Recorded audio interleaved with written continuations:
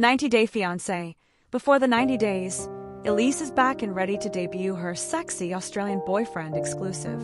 In Us Weekly's exclusive sneak peek of a Sunday, February 22nd, episode of TLC's reality show, Elise, 32, H90-Day Fiancé some news to share with her family. As it turns out, she's done looking for love in her hometown of Miami and is ready for an adventure in Australia. "I haven't found love in Miami," she explains. "I feel like I've exhausted every option in Miami." While her family initially looks at her crazy, Elise reveals in a confessional interview that she's already been in contact with a man named Joshua. After communicating over social media, the reality star believes it's finally time to meet in person. "I know it sounds ridiculous to my parents, but I wouldn't be flying around the world to Australia to meet just any guy," she shares. "My boyfriend, Joshua, is a sexy 39-year-old from Sydney, Australia. He is so caring, attentive. He's just like a happy-go-lucky guy that everyone wants to be around. He's just like an overall golden retriever puppy." As producers post shirtless photos of The Bachelor on the screen, Elise confirms that she met him on social media after he slid into her DMs. "Hey, how are you? I saw you on an IG page and had to follow you," the message stated. "You're absolutely stunning. You live in Miami, right? Have you ever been to Australia?" After communicating over social media, the reality star believes it's finally time to meet in person. "I know it sounds ridiculous to my parents, but I wouldn't be flying around the world to Australia to meet just any guy," she shares. "My boyfriend, Joshua, is a sexy 39-year-old from Sydney, Australia. He is so caring, attentive. He's just like a happy-go-lucky guy that everyone wants to be around. He's just like an overall golden retriever puppy." As producers post shirtless photos of The Bachelor on the screen, Elise confirms that she met him on social media after he slid into her DMs. "Hey, how are you? I saw you on an IG page and had to follow you," the message stated. "You're absolutely stunning. You live in Miami, right? Have you ever been to Australia?" Elise was surprised that the messaging turned into something serious. Now, she's ready to pack her bags and see what happens when they meet in person. "There's something about him that's so genuine and so different from what I am used to," she explains. Josh has a 12-year-old son who lives with his mom, and his son is the most important person to him. "Seeing Joshua as a father makes me fantasize that one day maybe we could have a family." Elise is the first to admit that she hasn't had the best history when it comes to men. The former 90-Day Hunt for Love star has been proposed to 5 times and said yes 3 times. Ultimately, she has never made it down the aisle. After connecting with Joshua virtually, Elise firmly believes that she may have found the one. "Recently, it's gotten very serious," she shares. "In a week, I am going to Sydney, Australia, to meet Joshua for the first time and, oh my God. I just want to get there and see him and be in his arms already." 90-Day Fiancé. Before the 90 days puts the spotlight on several Americans who are leaving everything behind to travel to international destinations like the Philippines, Belize, Turkey, Morocco, Madagascar, Nigeria, and Australia in hopes of turning their long-distance connection into a lasting commitment. Colt Johnson, Gino Palazzolo, and Kimberly Menzies are just some of the familiar faces who have agreed to participate in the unpredictable season of love and dating. The camera flashes. Wait, is that her new boyfriend? He leans in and whispers something in her ear. She laughs, and then she says it. He's the one. But what happened between the heartbreak we watched on national television and this moment? Because if you remember how her last relationship ended, you know no one saw this coming. And what happened behind the scenes changed everything. Keycap 2 Introduction, Why the Story Matters. For millions of viewers, 90-Day Fiancé, Before the 90 Days isn't just reality TV. It's vulnerability on display. It's love across oceans, risk across cultures, hope under pressure. And Elise's journey, it was one of the most polarizing storylines in recent seasons. Some viewers saw her as naive, others saw her as brave, but everyone remembers the night it all fell apart. And now, she's back, not just with a new man, but with a completely different energy. The question isn't just, who is this Australian guy? The real question is, what did Elise go through to become this version of herself? Because this comeback wasn't accidental. Keycap 3 Background and Setup. Let's rewind. When Elise first appeared on Before the 90 Days, she was hopeful, almost painfully so. She believed in destiny, in long-distance love, in signs from the universe. She fell hard. Her previous partner, charming at first, slowly revealed cracks that viewers picked up on before she did. Missed calls, half-truths, emotional distance disguised as cultural differences. And then came the confrontation. The airport goodbye that wasn't really goodbye. The silence afterward. The interview where her voice shook slightly, but she smiled through it. "I just think love is worth fighting for," she had said. But off camera, sources close to production say she was devastated.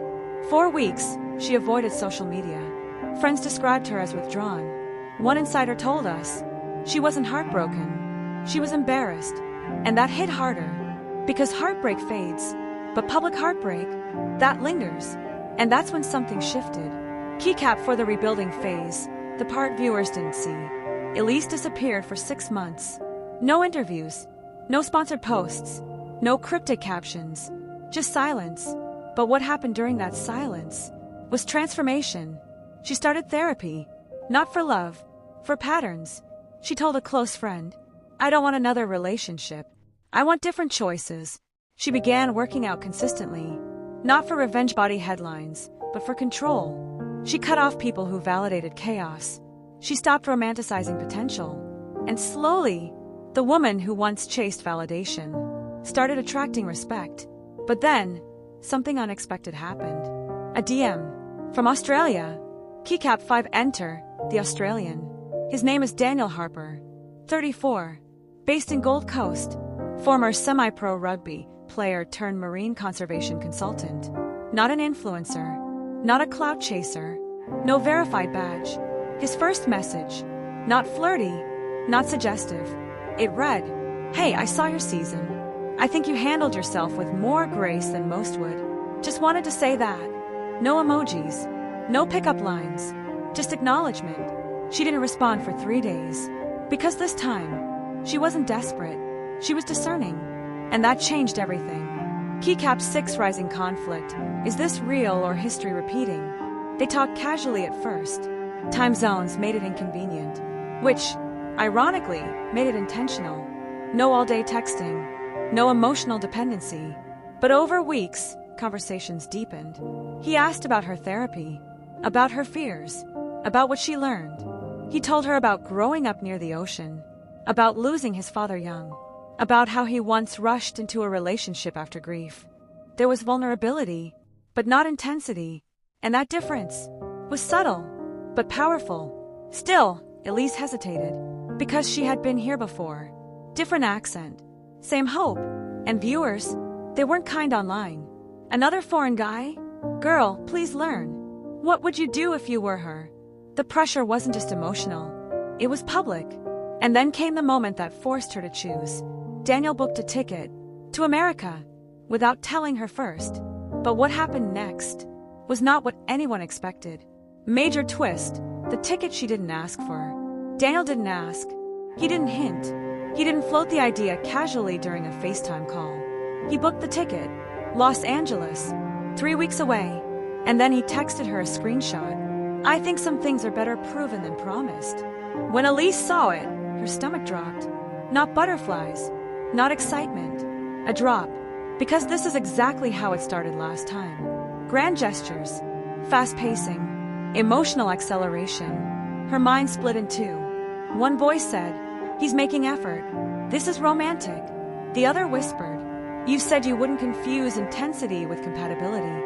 And for the first time in her life, she didn't react emotionally. She called him. The phone call that changed everything. No music, no soft lighting, no camera crew. Just her in sweatpants, pacing her kitchen. "Why didn't you ask me first?" There was silence on his end. Not defensive, not angry, just processing. "I thought showing up would prove I'm serious." "Serious isn't the same as respectful," she said calmly. That sentence alone revealed something had changed inside her. And this is where everything could have collapsed. Because men who chase adrenaline often disappear when confronted with boundaries. But Daniel didn't argue. He didn't guilt her. He said something unexpected. "You're right. If you don't want me to come, I'll cancel it." And that's when the power dynamic shifted. Not because he booked the ticket, but because he was willing to unbook it. No one saw this coming. Keycap 6, the airport, a different kind of reunion. 3 weeks later, Lax. Elise stood near Terminal B. No dramatic outfit, no red dress moment. Just jeans, a fitted blazer, and quiet composure. Her hands weren't shaking, but her heart was racing. Because here's the truth. It's easy to talk growth. It's harder to test it. And then, she saw him. Tall. Sunlight catching his sandy hair. He walked slower than she expected. Not rushing toward her. Not scanning frantically. Just calm. Grounded. And when they met, no movie kiss. No spin-around embrace. He stopped 2 feet away. "Hi," he said softly. "Hi." And then he asked the most important question. "Is this still okay?" That moment mattered more than the hug, because she felt safe choosing. Not swept, not pressured, chosen. She stepped forward and hugged him. The first night, the test of intention. Dinner was simple.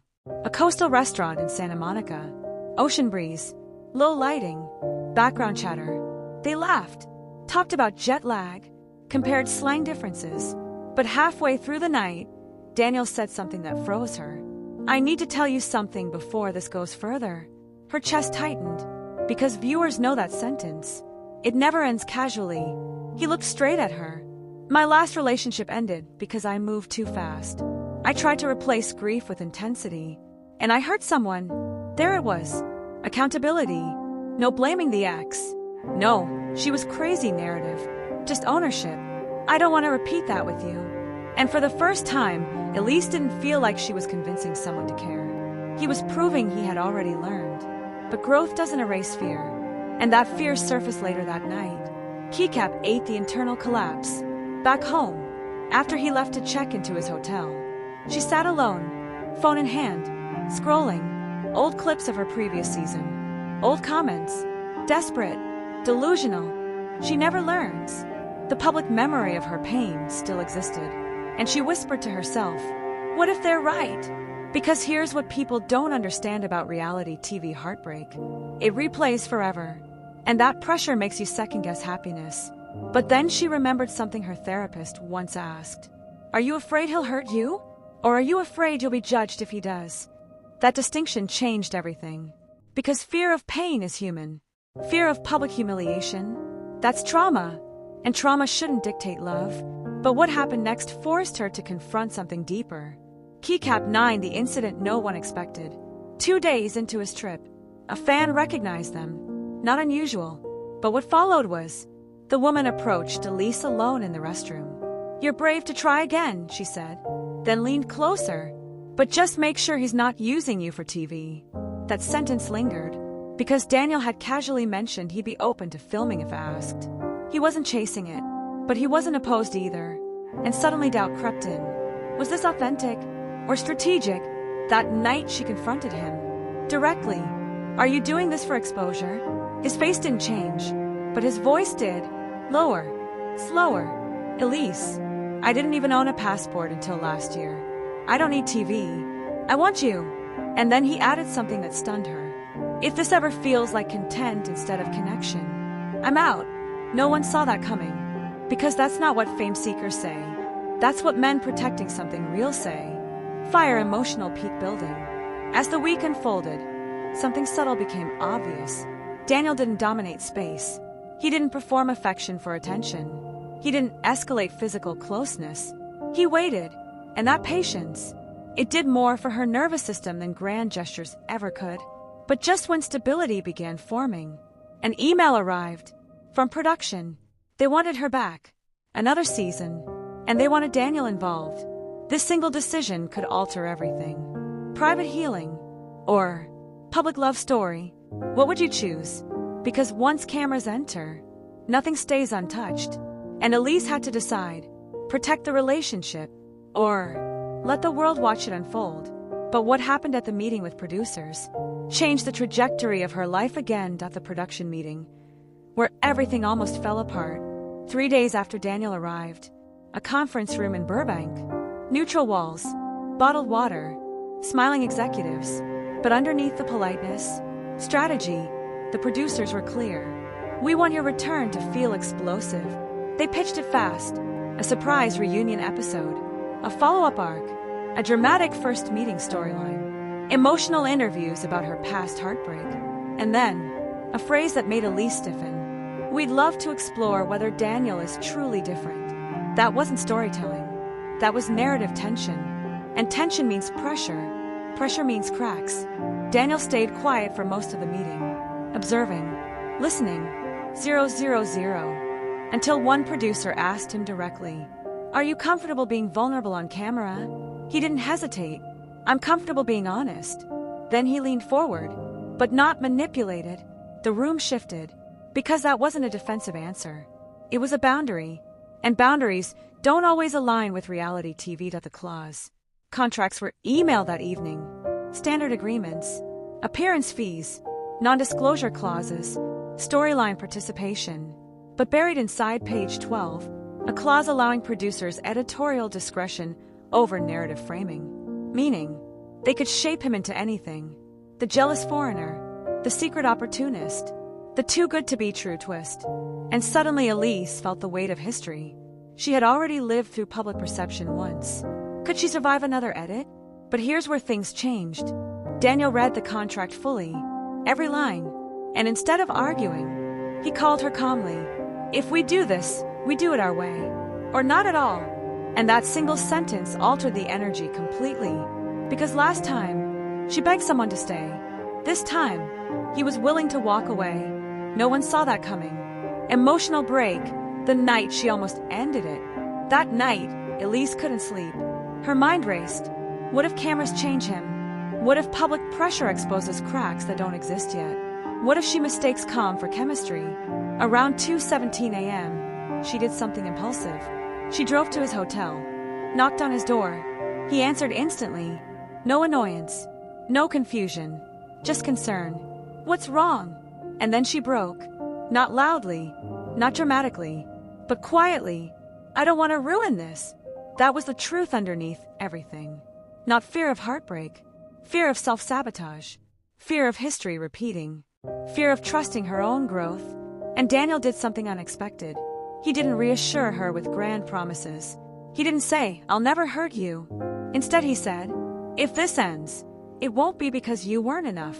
It'll be because we weren't right." And that's different. That reframed everything. Because love isn't about preventing pain. It's about choosing honesty over illusion. She stayed the night, but not in a performative way, in a peaceful way. And the next morning, she made her decision. The decision, they declined full season filming. Instead, they agreed to a controlled, exclusive reveal. One interview, one public appearance, on their terms. No forced drama, no manufactured conflict. And that decision shocked production. Because reality TV thrives on chaos. But Elise chose control. And that was her real transformation. But the world didn't know that yet. All they saw was the red carpet. Movie camera, the red carpet debut. 3 months later, Los Angeles media event. Flashes popping. Entertainment reporters circling. Elise steps out first. Confident, grounded, smiling without overcompensating. Then, Daniel steps beside her. Tall, relaxed, protective without hovering. And that's when the murmurs start. "Is that him? Wow, he's actually..." One reporter asks, "So what makes him different?" The room quiets. This is the moment critics wait for. The defensive speech, the over-the-top romantic claim. But Elise pauses, looks at Daniel, then answers simply, "He doesn't try to convince me. He lets me decide." Silence. Because that's not flashy. It's mature. And maturity isn't dramatic. It's stable. Daniel then adds, "She doesn't need saving. She just needed someone steady." That line spread across social media within hours. Because it didn't feel scripted. It felt real. The twist that silenced critics. 2 weeks after the debut, an unexpected post appeared. Not a couple selfie. Not a brand partnership. A charity announcement. Daniel's marine conservation organization was launching a U.S. collaboration. With Elise involved behind the scenes. No cameras. No filming rights. Just partnership. Suddenly the narrative shifted. He wasn't chasing exposure. He had purpose. And viewers who doubted began reconsidering. But here's the part no one talks about. Healthy relationships don't go viral the same way toxic ones do. There were no screaming matches, no airport meltdowns, no cheating scandals, just consistency, and that felt unfamiliar to reality TV audiences, but deeply comforting to her. Aftermath, what changed internally? 6 months later, Elise described something subtle in an interview. For the first time, I don't feel adrenaline in love. I feel calm. That sentence says everything. Because chaos mimics chemistry, but peace builds trust. Daniel eventually returned to Australia temporarily, not because things were unstable, but because real life still exists beyond romance. They navigated distance, slowly, no constant posting, no proving, and when asked if they planned to apply for AK-1 visa, she smiled. We're not rushing paperwork to validate feelings. Growth. True growth. Reality check. The lesson beneath the story. Here's what most people miss. Elise's comeback wasn't about finding a sexy Australian boyfriend. It was about identity repair, about breaking patterns, about redefining standards. The boyfriend is part of the story, but the transformation, that's the real headline. Because when someone changes internally, they stop attracting the same outcomes. And that's what viewers are really responding to. Not his accent, not his looks, not the red carpet, but her composure, her boundaries, her calm. So the real question isn't, is this relationship going to last? The real question is, has she finally chosen differently? And based on everything we've seen, yes, unforgettable ending. One final scene, Elise standing near the ocean during Daniel's last visit, wind in her hair. No cameras, no reporters, just waves. She once chased love across borders, hoping it would complete her. Now, she chooses love without losing herself. And that difference changes everything. Because sometimes the biggest glow-up isn't physical. It's emotional. And this time, she didn't fall in love. She stepped into it, calmly,